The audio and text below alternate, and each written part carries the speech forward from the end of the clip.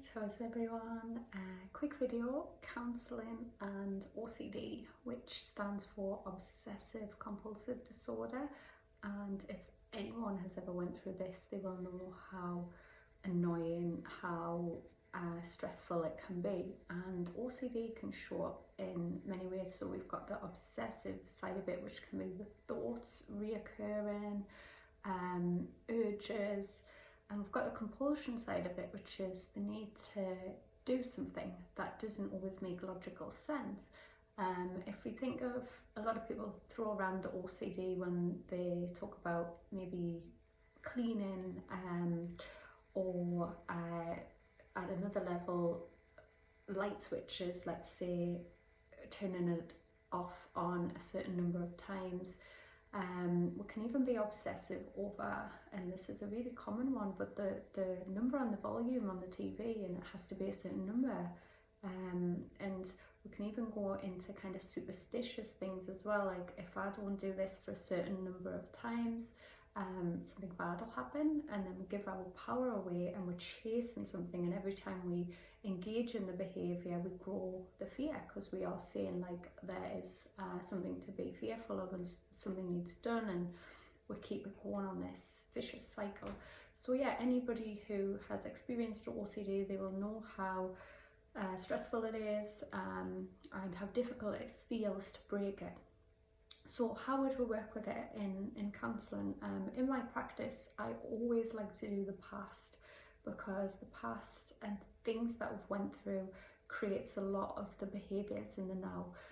We could do all the tools and techniques for the surface level of the issue, but if we're not getting to the root of it, we're not really dissolving it. So I always, instead of treating the symptoms, I want to be treating the cause.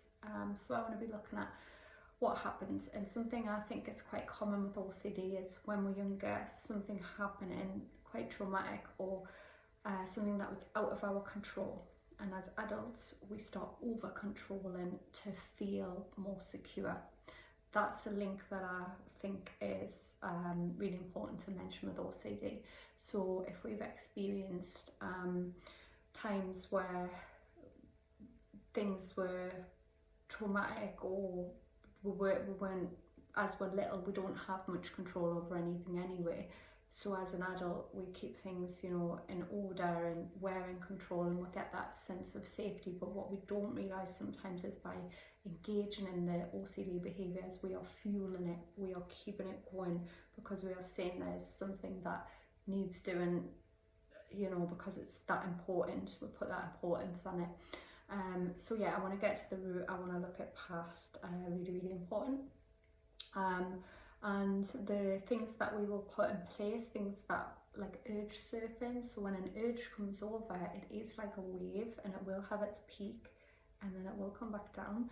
So when we're breaking cycles, you know, we want to be sitting with that urge. We can be distracting ourselves as well, so that it passes, and we start breaking the chain of, because we've engaged in a behaviour so much, we've reinforced it, we're going to start breaking that. So that would be the kind of practical stuff on the outside. In terms of checking, over checking things, a lot of people do this with doors, locks and things. So you've got your obvious safety, you know, you want to make sure your door's locked, but we don't need to do it 6 times, let's say.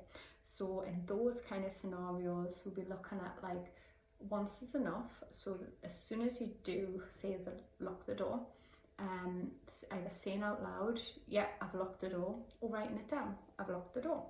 And once is enough. Yeah, you've got your evidence, you've done it. You do not need to go back into it, and got to start using that to reinforce the self-confidence, to help the self know that, to stop the self from doubting, sorry.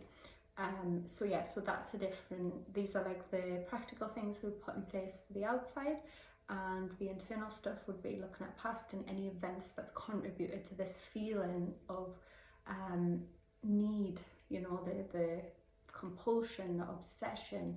You know, if the OCD is showing up in the way of thoughts, we want to, you know, start trying to dismantle them. And when thoughts come in at the beginning, they're at the weakest. When we can catch them early, the longer they sit there, the more sturdy they feel. but I always like to point out that everything in the mind is changeable and temporary, and even if it feels fixed, I'm like, no, I'd just do that automatically, it's still changeable. It just means you've done it a long time and you've reinforced it. So anyways, I'm going to wrap this up there, but as always, if anyone has any questions, I'm under nataliecounselingservices.co.uk, and yeah, peace, love and light. Thank you.